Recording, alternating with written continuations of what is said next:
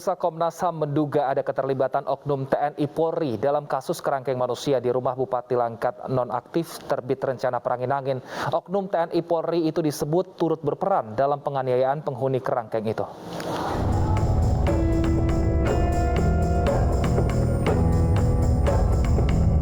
Komnas HAM mengungkap sejumlah fakta baru terkait keberadaan kerangkeng manusia di rumah Bupati Langkat nonaktif terbit rencana perangin-angin. Komnas HAM temukan sejumlah keganjilan dan dugaan pelanggaran hak asasi manusia. Yang paling menjadi sorotan adalah dugaan keterlibatan keluarga terbit serta oknum TNI dan Polri dalam kasus ini. Atas temuannya, Komnas HAM berharap polisi bisa menindaklanjuti temuan tersebut. Ada temuan soal pengetahuan dan keterlibatan oknum anggota TNI dan Polri.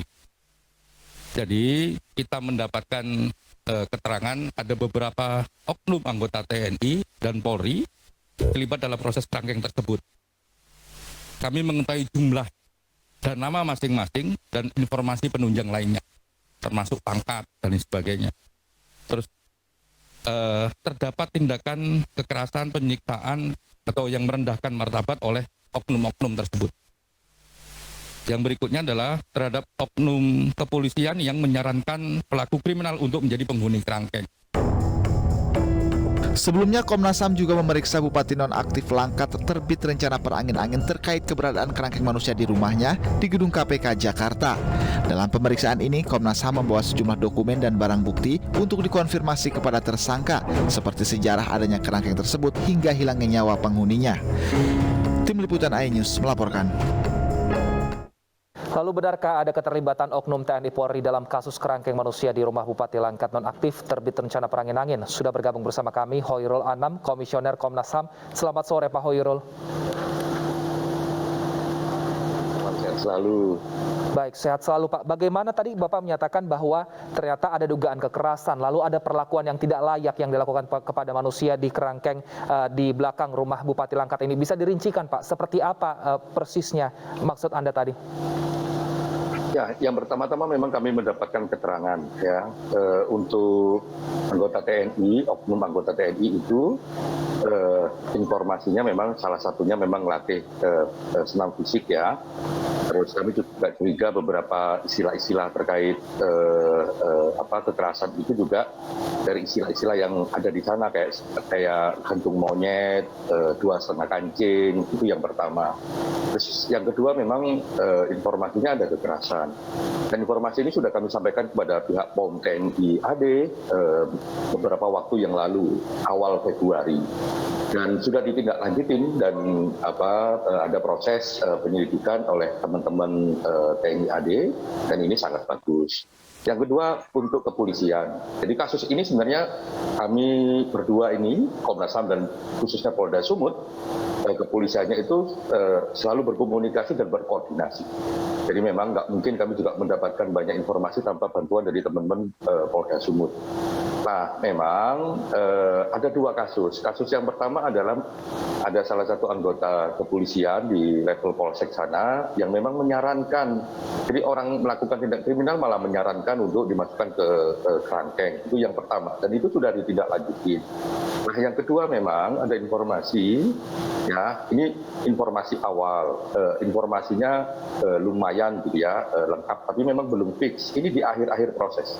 Jadi ketika kami mendapatkan informasi di akhir proses itu ada dua, ada soal kepolisian dan yang melakukan tindak kekerasan. Yang berikutnya adalah soal anak SMA yang ada di kerangkeng tersebut. Nah, ketika kami mendapatkan ini memang kami belum sempat berkoordinasi lebih lanjut dengan teman-teman kepolisian untuk menindaklanjuti. Ya, tapi dari kemarin terus hari ini juga komunikasi terus kami lakukan bersama antara Polda dan Polda Sumatera Utara, termasuk Pak Kapolda dan jajarannya komunikasi langsung dengan tim, termasuk juga dengan saya, untuk menindaklanjuti itu. Karena sekali lagi memang sejak awal kasus ini, ya kami bersama-sama. Kalau tadi dilihat saya sama Pak Kapolda ada di kerangkeng sana, itu hari pertama kami datang ke sana. Baik, Pak Hoirul, peran dari TNI dan Polri untuk memasukkan warga ke dalam kerangkeng ini apa? Apakah hanya karena menganjurkan saja untuk dimasukkan, atau ketika di dalam juga ada keterlibatan dari TNI Polri mungkin untuk melakukan pendidikan atau sosialisasi kepada warga yang ada dalam kerangkeng, atau seperti apa, Pak Hoirul? Yang pertama-tama secara detail memang kami mendapat informasinya, tapi tentu saja tidak bisa di-share di ruang publik karena nanti akan mempengaruhi bagaimana proses pendalaman dan penyelidikan oleh POM TNI AD maupun oleh teman-teman kepolisian. Namun kalau ada pertanyaan begini, ini beberapa rekan media yang lain juga tanya, apakah ini terkait dengan kematian? Ya. Sampai saat ini kami tidak mendapatkan informasi tersebut. Jadi apakah berhubungan dengan kematian, kami tidak mendapatkan informasi tersebut. Yang kedua, informasinya jumlah orang. Jadi nama-nama kami memang dapat, pangkat kami juga memang dapat, dan tentu saja juga tidak bisa kami share di ruang ini. Gitu.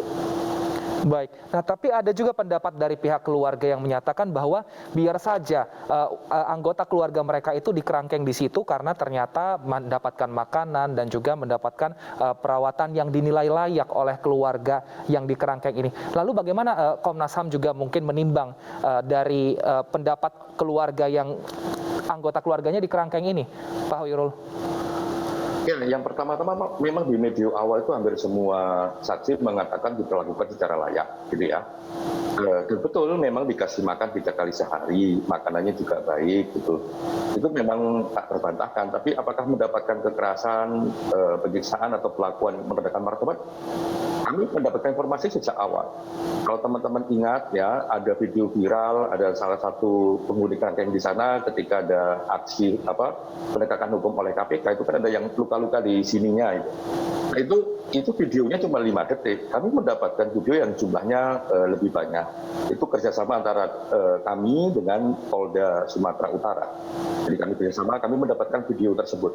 Dan ternyata di video itu diakui bahwa ada pemukulan.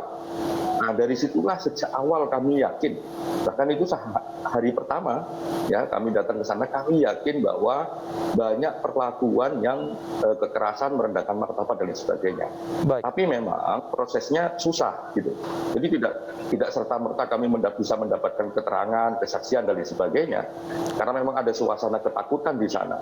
Dan kami yakin juga teman-teman kepolisian juga susah juga mendapatkan berbagai keterangan karena berbagai hambatannya, soal constraint waktu, soal banyaknya peristiwa di antara tahun 2010 sampai tahun 2022. Lambat laun itu kami dapatkan berbagai kesaksian itu, termasuk yang seperti yang kami share di jumpa pers kemarin.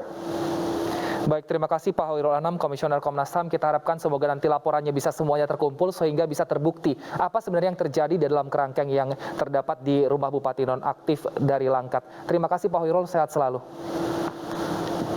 Ya, pemirsa, masih membahas persoalan yang sama. Kami telah terhubung melalui sambungan telepon dengan Kabid Humas Polda Sumatera Utara, Kombes Pol Hadi Wahyudi. Selamat sore Pak Hadi.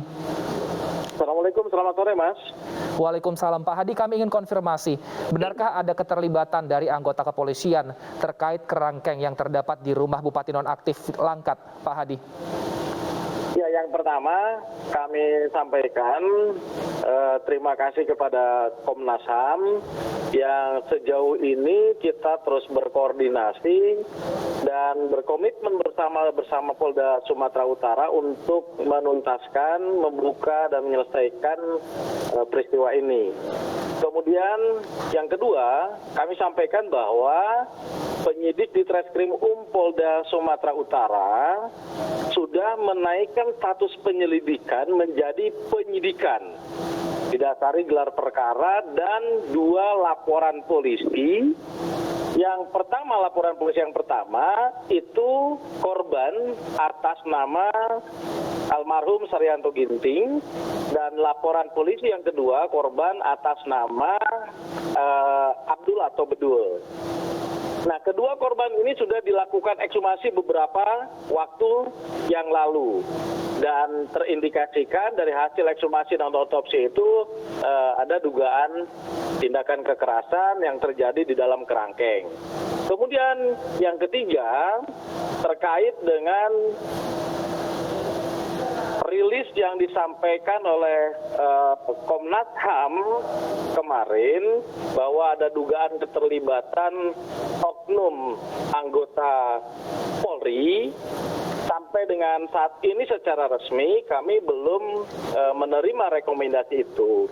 Akan tetapi langkah-langkah yang dilakukan oleh Polda Sumatera Utara, kami melakukan pendalaman serta penyelidikan terhadap dugaan keterlibatan oknum itu. Jadi sampai dengan saat ini Propam dan penyidik di Treskrim juga sudah melakukan langkah itu untuk mendalami serta menyelidiki keterlibatan oknum anggota Polri. Kami tegaskan bahwa jika memang terbukti, sekali lagi jika memang terbukti ada keterlibatan oknum anggota Polri dalam peristiwa ini, pimpinan Polda Sumatera Utara tidak ragu untuk memprosesnya. Baik Pak Hadi, ada dugaan sementara bahwa ternyata ada anggota kepolisian yang menyarankan agar orang-orang yang seharusnya direhabilitasi atau diproses hukum ini untuk dimasukkan saja ke kerangkeng dari milik Bupati nonaktif Langkat. Kalau seperti itu, apa sanksinya yang bisa diberikan oleh Propam nantinya ke anggota polisi yang terbukti, jika terbukti melanggar, Pak Hadi? Iya, kita kan saat ini mendapatkan informasi itu dari apa yang disampaikan oleh teman-teman Komnas HAM. Dan tentu informasi itu akan terus kita dalami terkait dengan apa sanksinya. Nanti lihat dari hasil pendalaman, penyelidikan dan penyidikan yang dilakukan oleh Propam dan Ditreskrim. Yang jelas tindakan tegas pasti akan diberikan kepada oknum yang terlibat. Baik, terima kasih Kombes Pol Hadi Wahyudi Kabid Humas Polda Sumatera Utara. Kami nantikan seperti apa penyelidikan dan juga pendalaman dari pihak internal kepolisian.